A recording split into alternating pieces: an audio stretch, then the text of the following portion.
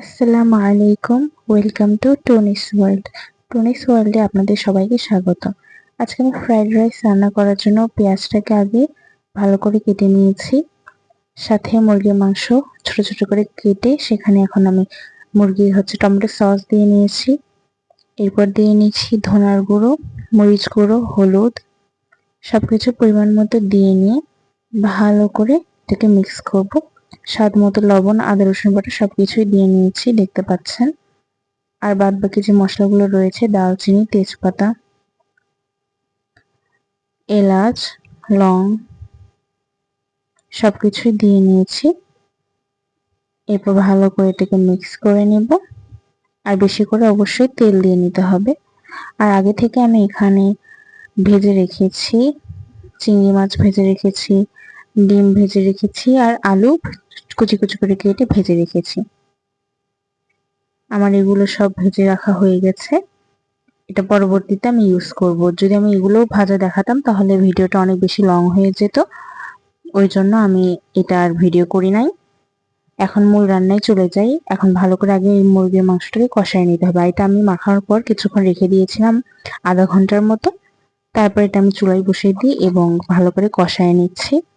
সুন্দর করে যখন এটা কষানো হয়ে যাবে, মাংসটা সেদ্ধ হয়ে আসবে একদম পুরোপুরি ভাবে, তখন এর মধ্যে আমি পরিমাণ মতো একটু লবণ দিয়ে নিব। আমি কিন্তু ফার্স্টে লবণ ইউজ করি না, আমি লবণটা পরবর্তীতে ইউজ করেছি। ভালো করে এখন এটাকে নেড়ে চেড়ে মিক্স করে নিতে হবে। ভালো করে মিক্স করা হয়ে গেলে এই তো কষানো হয়ে গিয়েছে, তেলও ছেড়ে দিয়েছে প্রায়। আজকে ফ্রাইড রাইস রান্না করার মূল কারণ হচ্ছে আজকে আমার মেয়ের 6 মাস পূরণ হয়েছে। সেই 6 মাস পূরণ হওয়া উপলক্ষে আজ একটু খাওয়া দাওয়ার ব্যবস্থা করা হয়েছে বাসায়। ছোটখাটো একটা ফ্যামিলি গেট টুগেদার ছিল। তো সবাই ফ্রাইড রাইসটা বেশি পছন্দ করে, কারণ পোলাও, মাংস এগুলো তো আমি রোজ খাই আমরা, কিন্তু এই ফ্রাইড রাইসটাই খুব একটা রান্না করা হয় না। তো আজকে সবার আহ্লাদে একটু রান্না করা হলো। এখানে আমি আমার পেঁয়াজগুলো দিয়ে নিয়েছি, নিয়ে এখন কষায় নিচ্ছি। পেঁয়াজটা কিন্তু অবশ্যই মাংসটা যখন একদম হয়ে যাবে কষানো তখন দিতে হবে। তারপর ফ্রিজে মটরশুঁটি কালেক্ট করা ছিল, ফ্রিজিং করা ছিল, তো এই মটরশুঁটি দিয়ে দিচ্ছি। এখন গাজরের সিজন নয়, না হলে গাজর, ক্যাপসিকাম এগুলো এখন পাওয়া যাচ্ছে না, না হলে এগুলো আমি অ্যাড করতাম। তো সামনে শীত আসছে, তখন ইনশাল্লাহ আবার রান্না করা হবে। এখানে আমি হচ্ছে পোলার চালের ভাত রেডি করে রেখেছি, ভাত করে নিয়েছি। তারপরে এখন আমার এটার মধ্যে, এই মিক্সটার মধ্যে ভাতগুলো দিয়ে দিচ্ছি।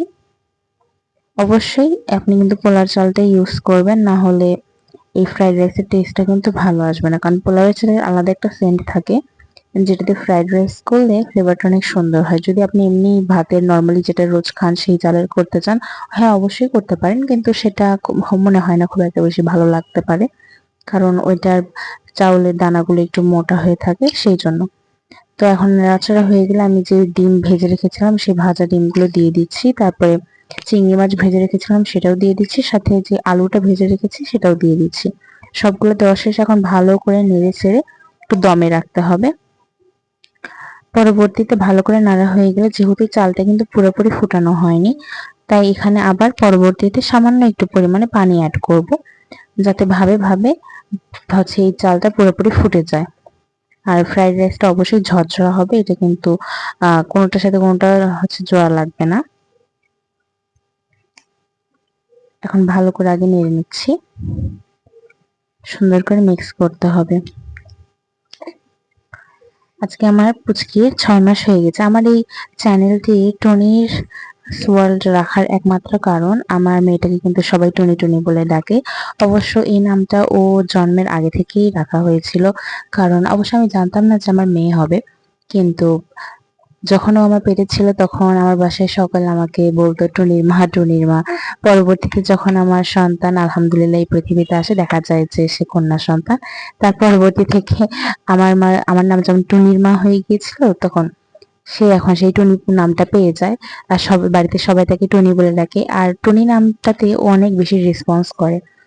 ও ওকে ডাকলেই ও দেখা যায় যে ও সাড়া দেয় টুনি ডাকে। তো বাসায় সবাই টুনি ডাকে ডাকে নামটা টুনি হয়ে গেছে, যদিও ওর ভালো নাম কিন্তু মুস্কান জাহান, কিন্তু সবাই ওকে টুনি বলেই ডাকে। আমি নিজে ওকে টুনি বলেই ডাকি।